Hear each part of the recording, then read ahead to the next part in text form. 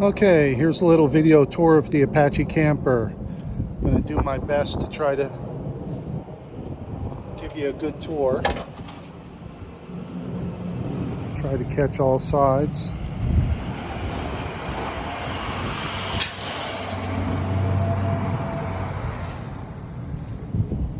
Sorry, I'm parked in a parking lot here and it's not so easy to get all the views, but I'll give you the basics. So underneath you have a new box on there where you keep all the stuff that you need to get to when the camper is closed.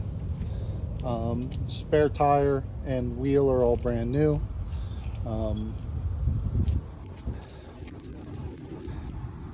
Exterior, there have been some repairs over the years, and I made some repairs as well. Last time I took it out, it rained and it was pretty much watertight. You will see that the little side panels here are not on. I do have them, but I just popped this up quickly. So, you know, if you really want to keep it rain and bug free, you do have to put those little side panels on. I'll show you when we get to the inside where they are. This is the ventilation for the air conditioning system. Old sticker says 15 amp service, but it's actually 30 amp right now. You can put a 20 amp fuse in. Everything will run on 20 amp. If you want to just run it on household power, it can do that.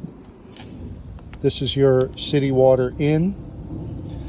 And then these two plugs are ports for the external hot water heater, which I'll show you separately. Coming along the back, the LED lights are new. The two leveling jacks are new.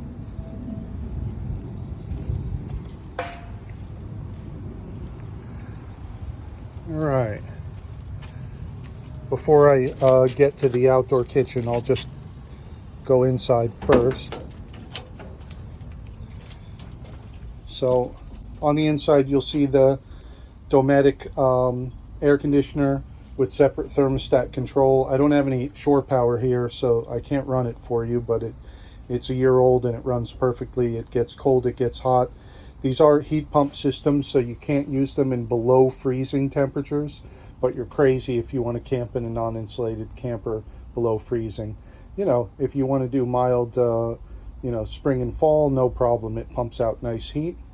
The two beds both have brand new mattresses. New mattress covers. There are a couple leaves on there from the last time it was out. You do need to make a couple window treatments for the bed ends. I do have window treatments for these windows, just haven't put them up. But the bed end ones were kind of temporary, so I would remake those. You have modern electrical throughout. If you're running on shore power, you have several outlets, all with USB ports in them, or as you see below there, that's a GFI protected outlet, and you have 12 volt here.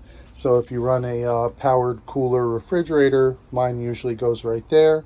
You can hook it up to vehicle power when you're en route, or shore power when you get where you're going, so it's always cooling. Extra drawer here, and that's the 20 amp fuse to replace the 30 amp if you want to run 20 amp power. This one here, we put a small porta potty in just in case. And then you'll see the kitchen in position when the kitchen is in. Usually we stack all the cushions across, put the table down. Once we push the kitchen out at the campsite, it stays out all the time. You can see the other bed well over there. So I'm going to show you how this kitchen works. I already have it unlocked here just to make it easy. So you have a good sized drawer here and a flip down section here. This is the gas for your gas stove. It just runs on a single 1 pound Coleman propane cylinder. Works really well. There's a little lock here to get the kitchen out.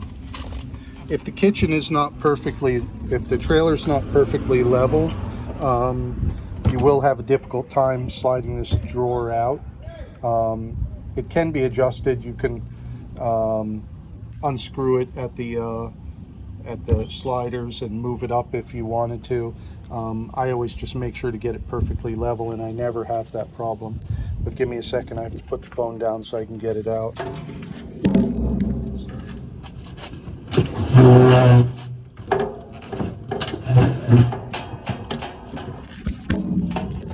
Okay, so now the kitchen is out and in the locked position. It does lock in the out position, okay? And you can see you've got a Dometic 2-burner cooktop and a nice sink with hot and cold running water if you run the hot water system. Otherwise, it's just cold. And then on the interior here, this section becomes a seating area. I'm going to try to capture that for you as well. See how I do.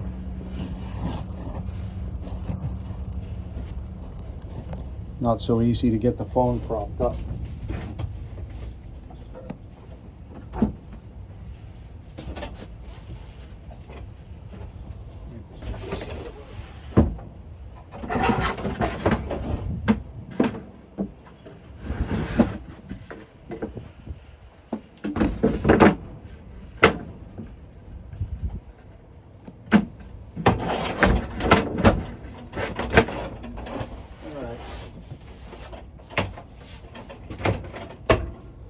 Now the seat is in place. Put the cushions in place.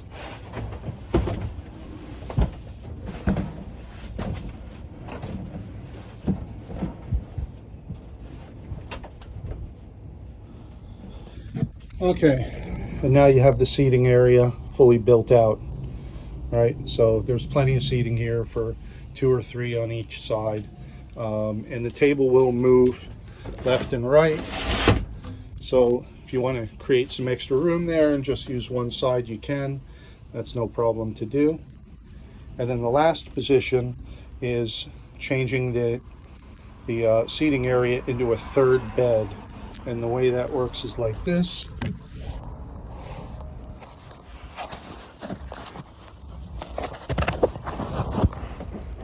Okay, we'll see how that does. So, pretty simple. Take the table, fold the leg in.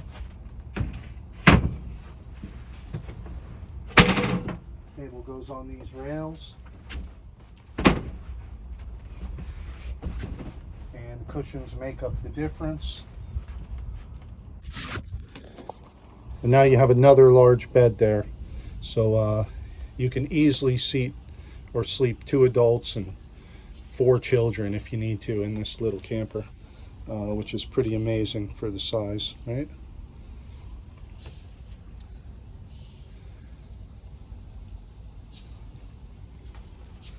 Also, just for electrical, just so you can see, all the electrical I said is new, completely redone. Let me explain a little bit about the hot water.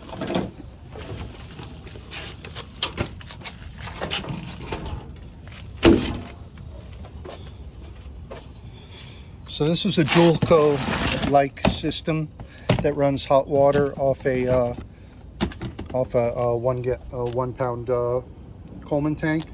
And all you really do is take this little system here, and it just sits on the side of the camper. There's a slot for it. It sits on the side, and you've got 2 outlets that plug in, and you put in your camping stove, camping gas. And it's electronic. It fires up when there's a need for hot water, and it'll give you as much hot water as you want. Really simple system. You know, you could even adapt for a shower if you wanted to, for an outdoor shower. And that's about it. Oh, you also have another outlet outside here if you want outdoor power. And this is the drain for the sink. There are no tanks on this. No tanks at all.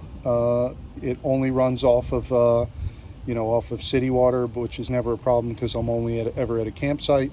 But if you did want to put tanks in and run a pump, I don't think it would be very difficult to do. There's plenty of space under the seats to do it. All right, if you have any questions, give me a holler.